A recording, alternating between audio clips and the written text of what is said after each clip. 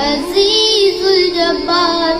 المتكبر الخالق الباري المصبر الغفار القهار الوهاب الرزاق الفتاح العليم القابض الباسط الخافض الرافع المعز المذل السميع البصير الحكم